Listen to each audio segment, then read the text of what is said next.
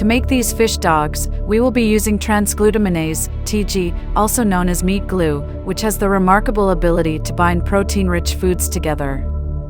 This means that raw meat can have the same strength and appearance as uncut muscles when treated with TG.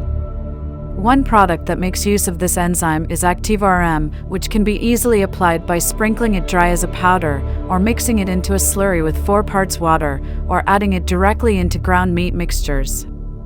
Importantly, it should be noted that this product is entirely safe to use and typically requires a usage rate of 0.75 to 1% of the recipe weight.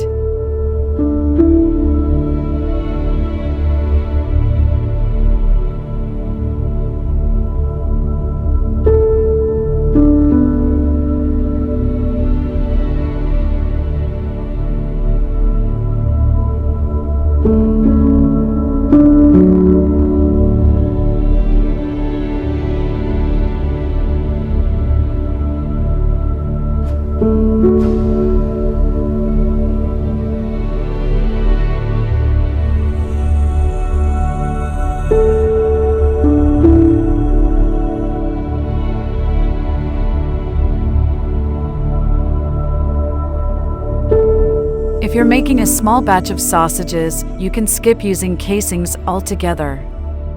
However, if you plan on making a large batch, it's recommended to use hot dog casings and a sausage stuffer. This method allows you to customize the size and thickness of your sausages to your liking.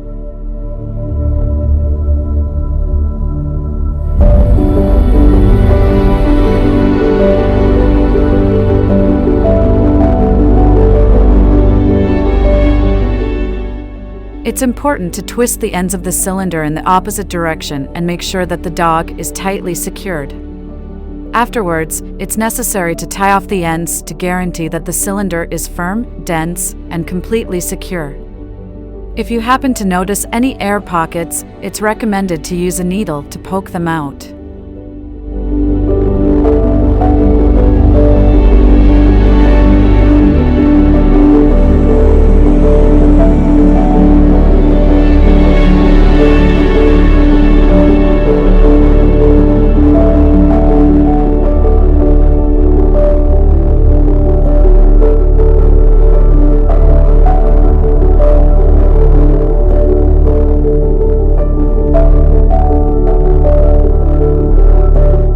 Do not use a chamber vacuum sealer.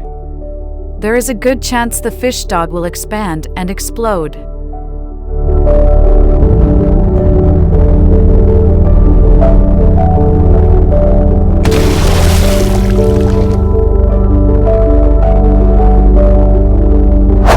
I have been approached by several people who are curious about the flavor of the dish, and I can attest to its genuine cod taste.